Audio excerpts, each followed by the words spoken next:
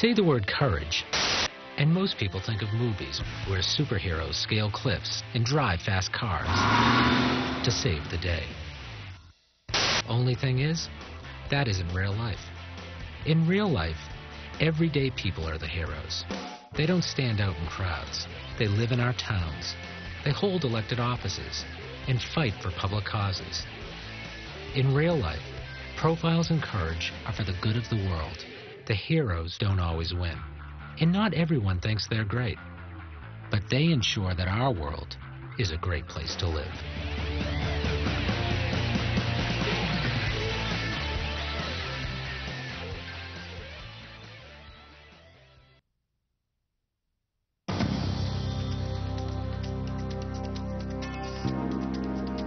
I became interested in writing the stories of 8 United States senators who took a decision against the wishes of their constituents and in some cases gave up their careers for the national interest. Courage is not rooted in reason, but rather courage comes from a divine purpose to make things right. I was determined more than ever to defend the will of the people. Fighting for what is just is not always popular, but is necessary. To map out a course of action and follow it to an end requires some of the same courage that a soldier needs. I had to do what I thought was right, regardless of the risk. Courage makes us march on despite fear and doubt toward the road to justice and fairness.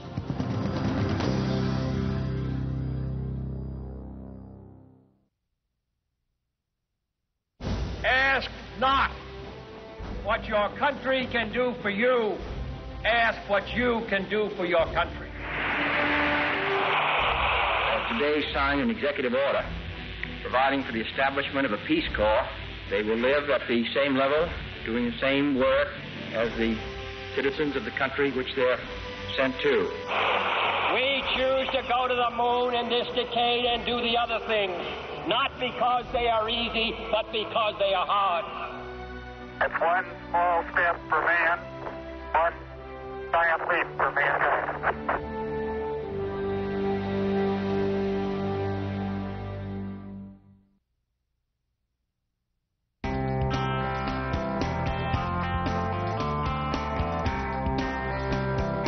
Dean Koldenhoven, an Illinois mayor, lost elective office after drawing national attention for condemning religious intolerance toward an Islamic community that had hoped to convert a vacant Christian church into a mosque.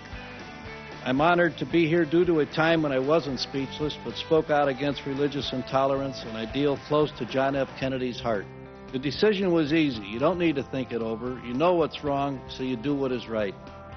Former Georgia Governor Barnes lost his job fighting to have the Confederate battle emblem, which to some represents a Southern symbol of slavery and racism, removed from the state flag. I knew the political danger of tampering with this symbol of the South, the Confederate flag. In North Carolina, the environmentally destructive practices of the wealthy and powerful hog industry were making people sick. Legislator Cindy Watson fought to pass regulations that would force the industry to clean up its act, a move that ultimately cost her job. By listening to the ordinary citizens, I had discovered that their real needs had long been ignored in preference to those special interest lobbies. Georgia Congressman John Lewis was honored in recognition of a career devoted to fighting for universal human rights. His leadership led to the Voting Rights Act of 1965. Where there is injustice, you cannot ignore the call of conscience.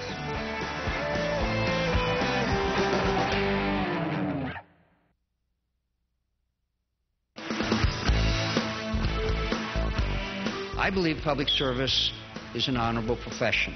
You must be willing to stand for what is right when it will be the most effective, even if it costs you everything.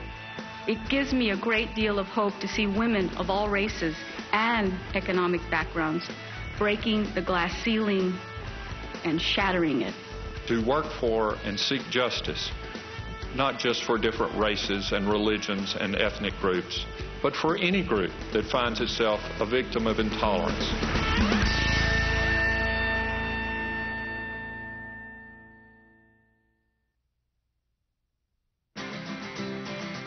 It is my great pleasure to present this citation to recognize outstanding research and writing on the topic of leadership and courage as described by President Kennedy in Profiles in Courage.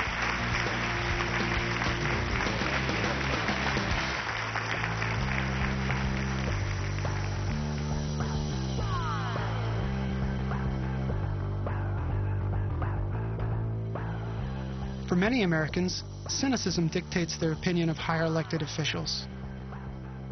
Bernard Confer, the president of Teaneck, New Jersey's Board of Education, faced overwhelming public opinion in leading the board in its decision to integrate Teaneck's schools in 1964, making it the first white town in the nation to voluntarily do so. Blockbusting and other scare tactics used by realtors caused a white exodus. Countless parents were infuriated by the proposed plans and formed the Neighborhood School Association, NSA, denying that Teaneck had a problem of racial imbalance in its schools. 1,400 residents were jammed in the auditorium, most of them hostile to the central sixth-grade integration plan. Confer rose from his seat and faced the belligerent crowd. I personally have been disturbed that a number of people refused to recognize a moral issue in this situation. Then he called for a vote, in which the proposal passed 7-2. Following the vote, members of the enraged crowd jumped to their feet, some running towards the board members on stage. It took several policemen and firemen to restore order. And now it is my pleasure to present to Will Schmidt this citation.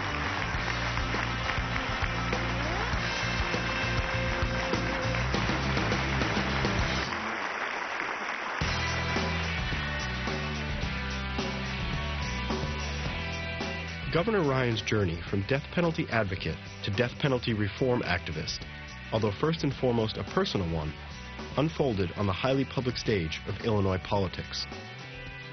He was elected to the legislature as a steadfast law and order supporter. I believed some crimes were so heinous that the only proper way of protecting society was execution. Personal experience contributed to Ryan's views at that time. His friend, Steve Small, died after being buried alive following abduction from his own driveway. Anthony Porter was 48 hours away from execution when a court of last resort granted a stay. This stunning reversal of fortune for the mentally disabled Porter left Ryan profoundly shaken. In March 1999, Ryan's gubernatorial duties forced him to confront the death penalty in his decision to execute Andrew Kokorelius. When 2 weeks later, Illinois exonerated its 11th death row prisoner, Governor Ryan began to question his fundamental belief that the ultimate penalty for taking a life was administered in a just and fair manner. In 1999, the Chicago Tribune published disturbing findings on the causes of fundamental error in Illinois capital punishment cases. Coming to the bitter realization that the application of capital punishment in Illinois was plagued by the peril of horrific error, Ryan took the unprecedented step of declaring a moratorium on executions in Illinois, a moratorium that remains in effect today. Ryan's sincere conviction, born out of a personal journey that resulted in his change of heart, is reflected in his own words announcing the blanket commutations. I know that any decision I'll make today will not be accepted by one side or the other. I may never be comfortable with the decision that I make, but I'll know in my heart that I did my very best to do the right thing.